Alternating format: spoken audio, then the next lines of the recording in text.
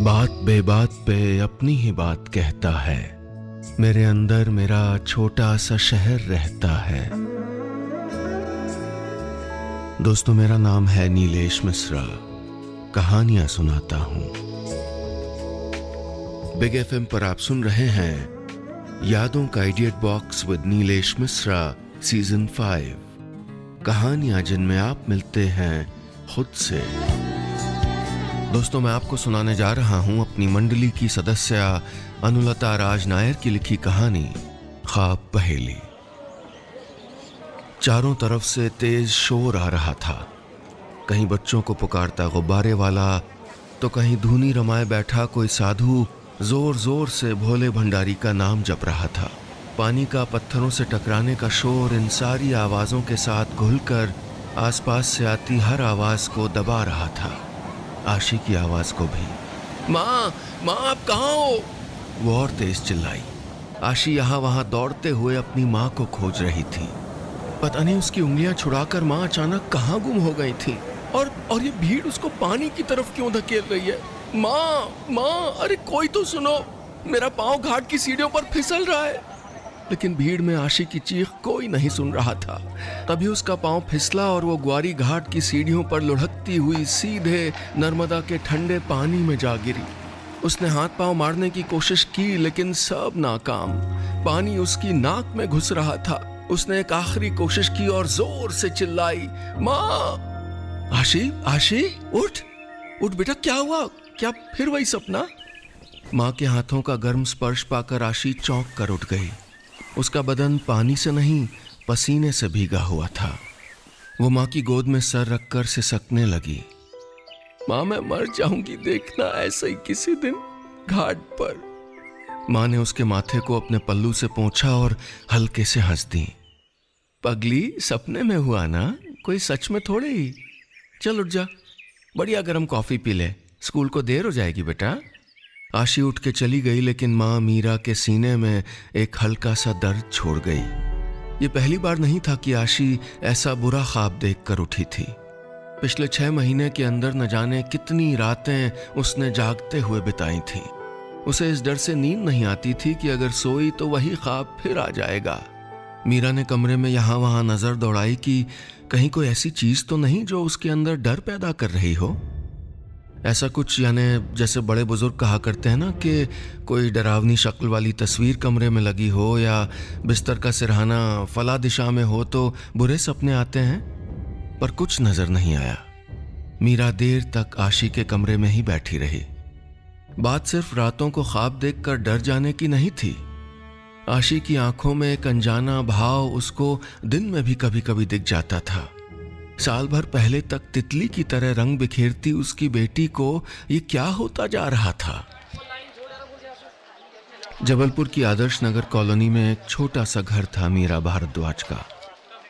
ज्यादा कुछ नहीं था, पर इतना था कि दहरी पर हर शाम सुख का दिया जलता और खुशियों का बंधनवार हमेशा दरवाजे पर झूलता रहता। मीरा एक सरकारी विभाग में अकाउंटेंट की नौकरी कर रही थी।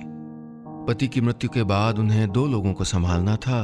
एक तो उनकी छोटी सी बेटी आशी और दूसरे उनके ससुर यानी आशी के बाबा।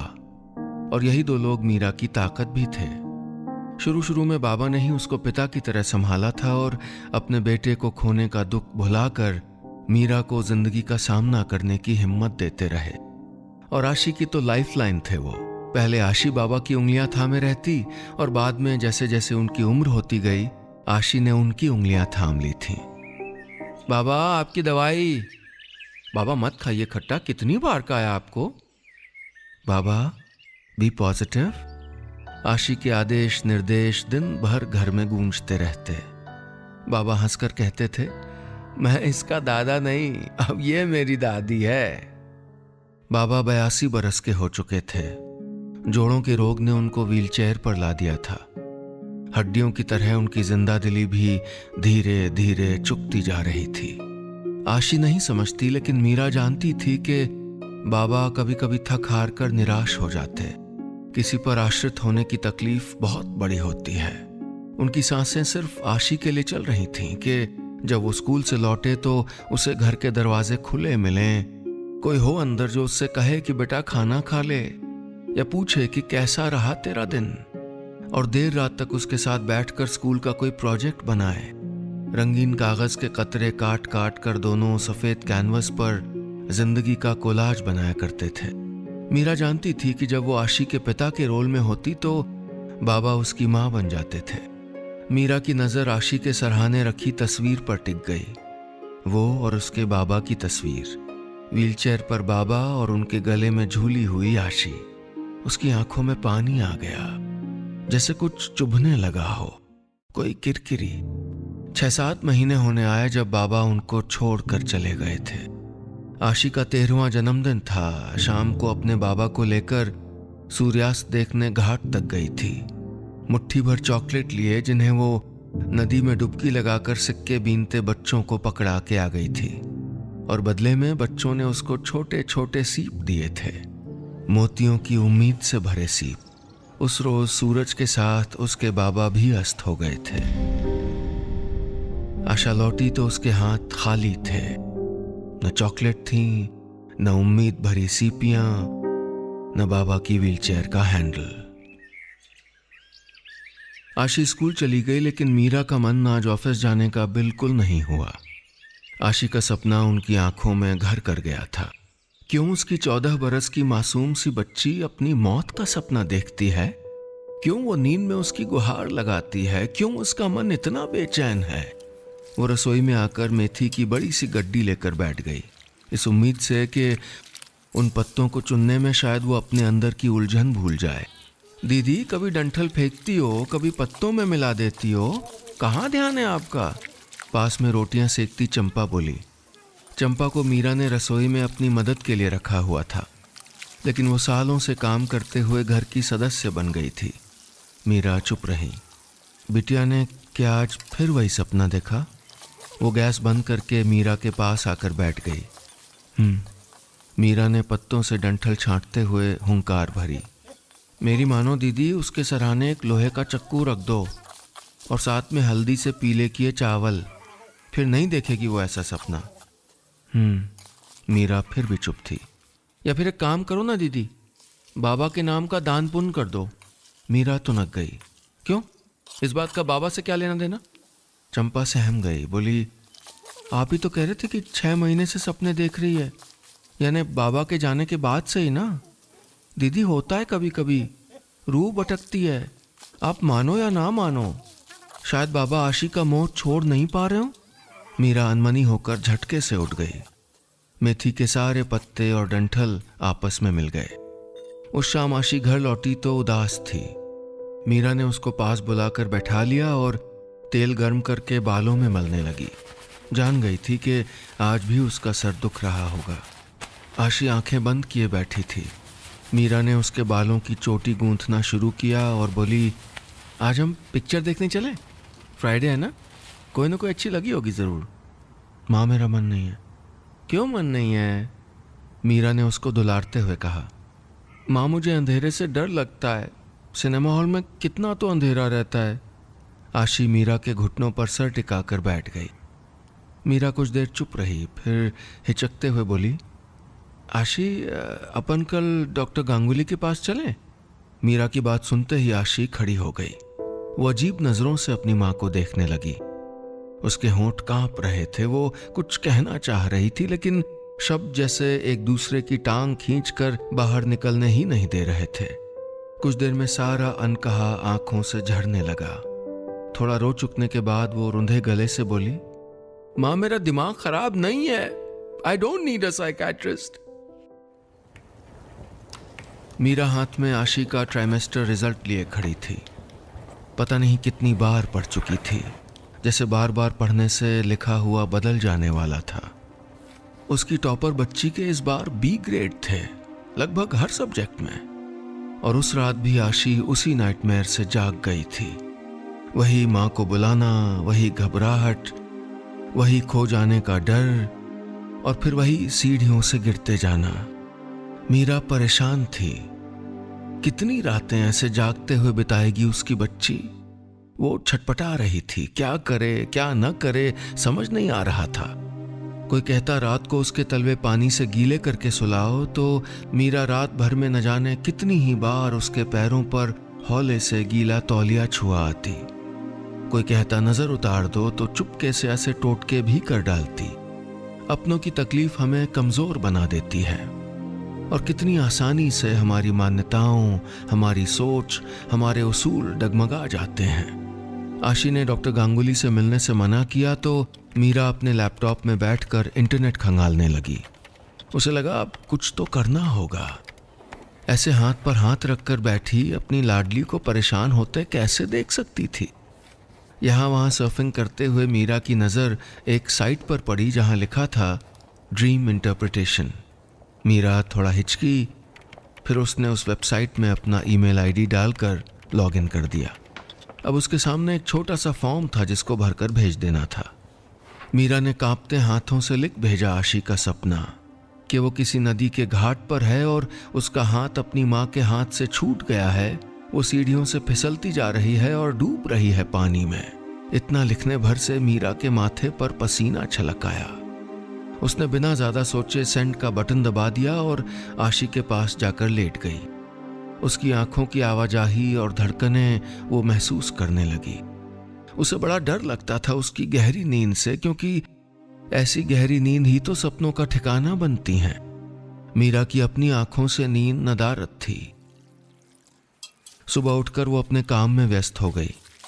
आशी के स्कूल का टिफिन बनाया और उसके जाने के बाद वो सीधा लैपटॉप की तरफ लपकी के शायद कोई जवाब आया हो। मेल बॉक्स खोलकर देखा तो एक नया मेल था।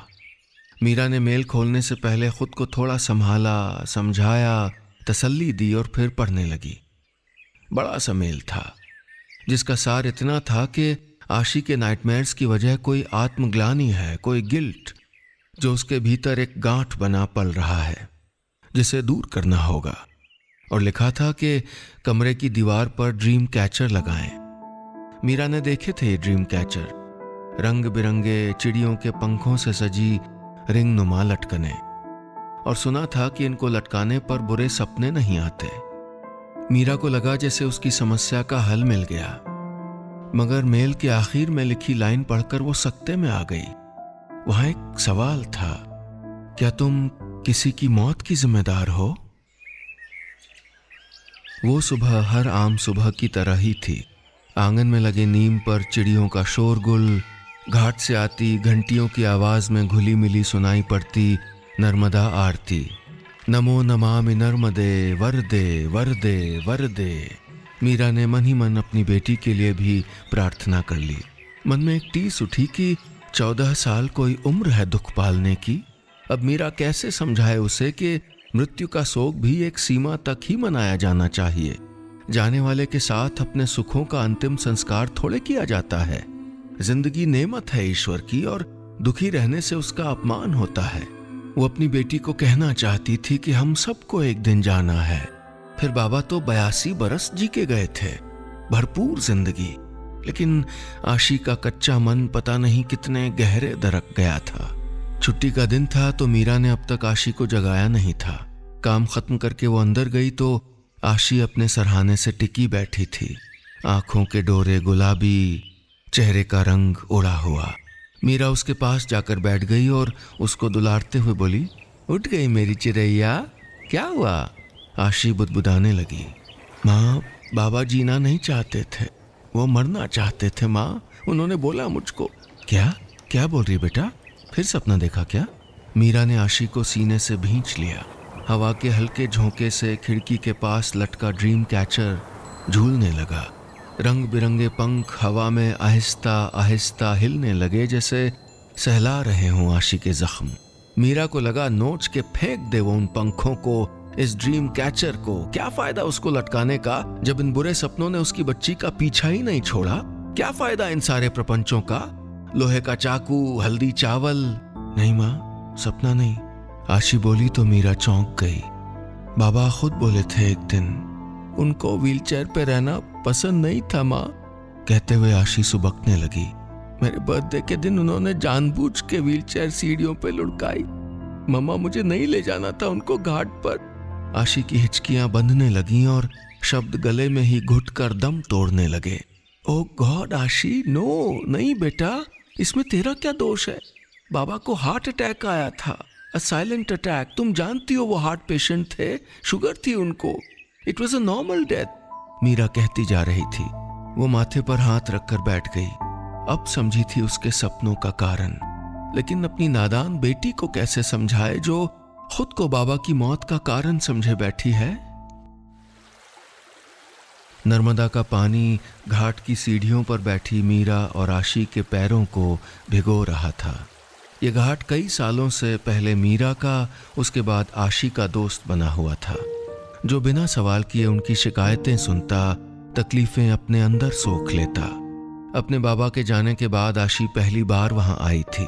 वो नाराज थी कि इसी घाट ने उसके बाबा को छीन लिया था। शायद उसकी नाराजगी जायज थी, लेकिन ये बात उसके मन का रोग बन जाए, ये मीरा कैसे सहन करती। अच्छा हुआ जो वो जान गई कि उसके भीतर क्या चल रहा है।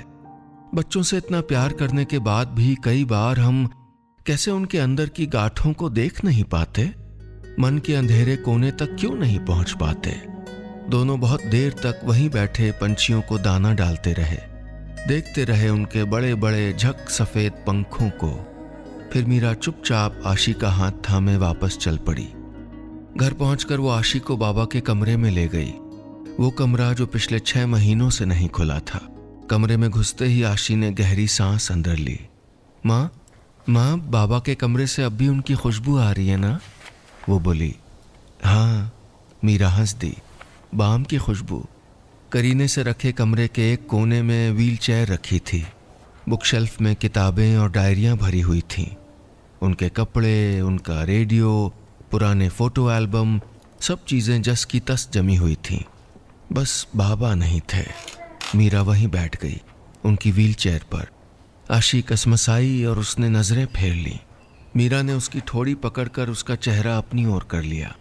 बेटा, ये जिंदगी का सच है। कल को मैं भी बूढ़ी हो जाऊंगी, मेरे भी घुटने जवाब देंगे, और मैं भी कभी परेशान होकर जरूर कहूंगी तुझसे कि मुझे अब नहीं जीना है। आशी चुपचाप अपनी माँ को देखती रही। आशी के पापा का जब देहांत हुआ तो वो बिल्कुल छोटी थी। बाबा का जाना उसके लिए जिंदगी के कड़वे सच से पहला सामना था। मीरा को अफसोस हुआ कि वो अब तक क्यों नहीं समझ पाई कि आशी के नाइटमेयर्स की वजह बाबा का जाना भी हो सकता है। मीरा ने दीवार पर लगी तस्वीर को अपने पल्लू से पोंछा। बाबा की गोद में छोटी सी 10 दिन की आशी और पीछे मीरा और उसके पति। बाबा ने अपने हाथों से फ्रेम की थी ये तस्वीर। जानती हो, तुम्हारे बर्थडे का केक बाबा ने बनाया था। व्हील चेयर पे बैठे हुए अपने बेजान पाँव पे बेकिंग ट्रे रखकर उसको चॉकलेट से सजाया था। आशी, तेरे बाबा जश्न मनाते हुए गए बेटा। मीरा ने अपने मोबाइल पर एक तस्वीर दिखाई जिसमें बाबा आशी के गालों पर केक लगा रहे हैं, जैसे आजकल के बच्चे करते हैं। उनकी आंखें भी किसी बच्चे जैसी ही चमक रही थीं, शरारत भरी। आशी हंस दी। बाबा एकदम बच्चे जैसे करते थे ना माँ? हाँ, एकदम। मीरा मुस्कुराई। आशी के चेहरे पर पता नहीं कितने दिनों बाद ऐसी हंसी दिखी थी। शायद दुख से दूर भागो तो वो और पीछा करते हैं, गले लगा लो तो बस आसानी से पिघल जाते हैं। अगले दिन आशी उठी तो उसके चेहरे पर खौफ का साया नहीं था। वो आंखें मलती डाइनिंग टेबल पर आकर बैठ गई। मीरा ने उसके सामने दूध का ग्लास रख दिया और पूछा, कैसी नींद आई? आशी थोड़ा सोचने लगी, फिर बोली, देखा था सपना, पिछली रात भी बाबा दिखे थे, मेरी उंगली पकड़कर घुमाते हुए। उनके घुटनों का दर्द गायब था माँ। बाबा की व्हीलचेयर भी नहीं थी माँ। आशी अपना सपना सुना रही थी। उसके मन की गांठें खुल चुकी थीं। अपनी माँ की उंगलियां थामे वो सपनों की स्याह गली से बाहर निकल रही थी।